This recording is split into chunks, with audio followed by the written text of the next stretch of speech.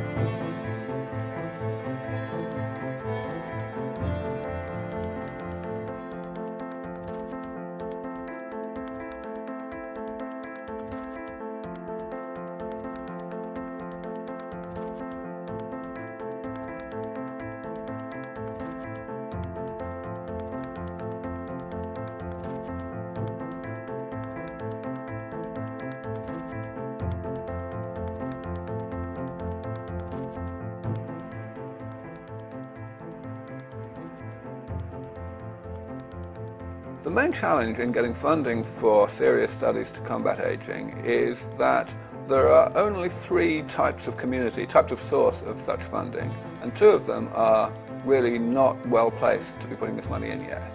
One of those is public funding, the government. They're not well placed to put money into this in a big way yet because there really aren't enough votes in it. People are still too ambivalent, too scared of the idea of a post-aging world and too skeptical about whether it can be done anyway.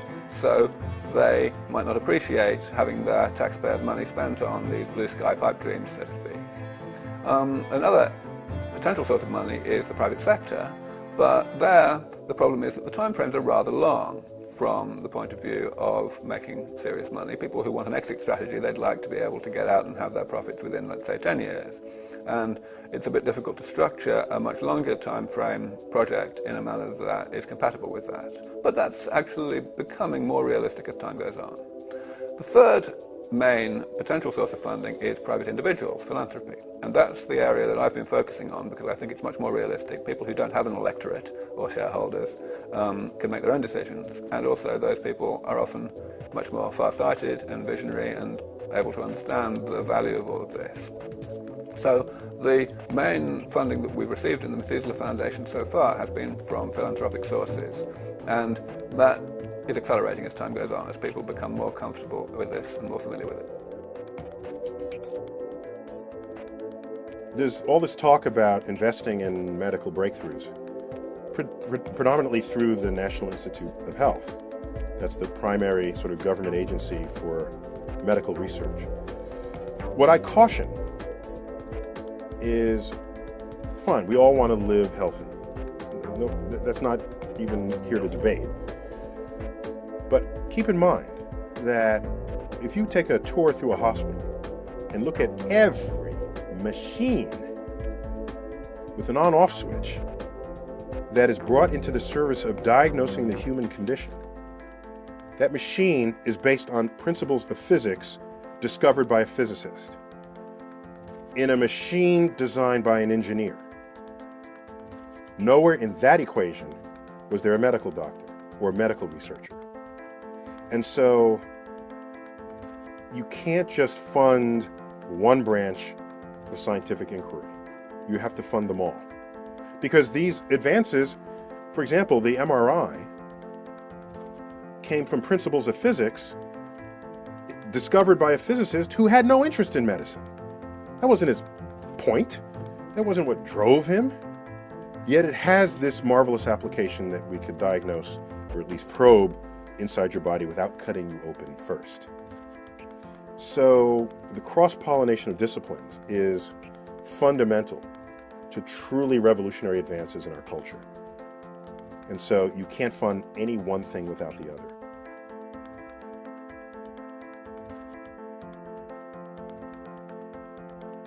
But think about what money actually is. Money is not a resource, They are uniquely colored papers that represent a measuring unit for resources. Unfortunately, money is regarded in reverse. In the West, we inherit the idea of law from those ancient conceptions of God, and it is even passed down into science, where we discuss laws of nature. But one recognizes more and more in the sciences that what we call laws of nature are simply observed regularities in the way things behave. And you, in order to observe regularities, you must look at things through something regular. That is to say, you must lay a ruler alongside them, or compare their behavior with the regular behavior of a clock. But clocks and rulers are human inventions. They are regular measures which we use for comparing the rates of change. Say, a clock is a measure of a rate of change. It's quite arbitrary. But we very easily compare our regulation measuring devices with what makes things happen, as if the sun rises because it's 6 in the morning.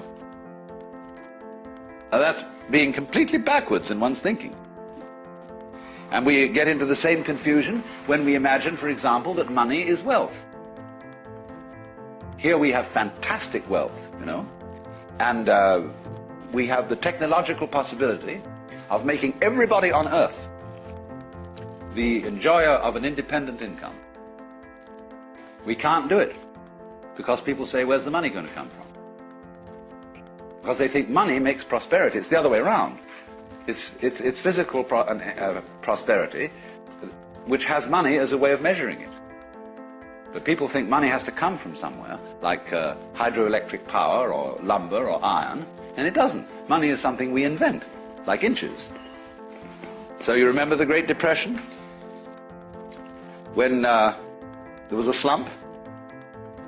And what did we have a slump of? Money. There was no less wealth, no less energy, no less raw materials than there were before, but it's like you came to work on building a house one day, and they said, sorry, you can't build this house today, no inches. What do you mean, no inches?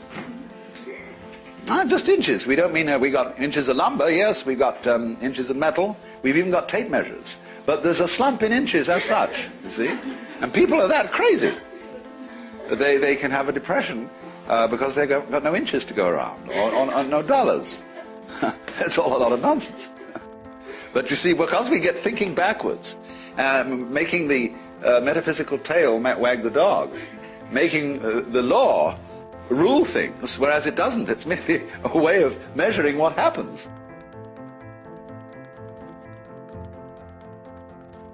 Money not only represents practically nothing because of the advanced technology that can create abundance, but it's a negative factor for people, as we have seen in the scientific demonstration about the real motivator for humans. Most of the time technology exists, people exist, and resources exist, but there isn't enough money. Is this because people are unwilling to help solve societal problems? We have seen that humans are motivated by the purpose of their work, and improving society is a worthy purpose. So, where does the real limitation lie?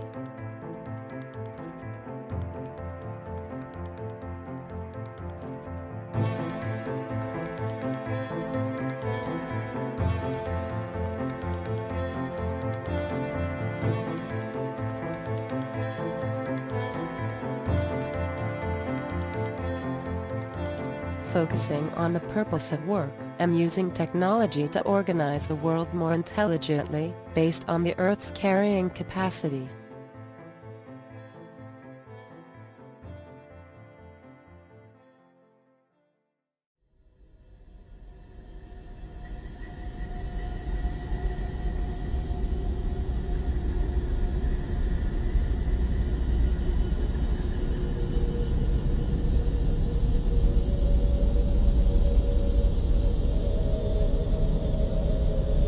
It's weird and shocking how many human beings do not realize the true value of this paper.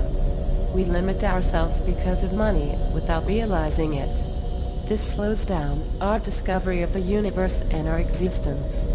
If the main organization on planet Earth does not focus on discovering the mystery of their existence, then this means that either the human species is not an intelligent one, or the organization itself is the one to blame.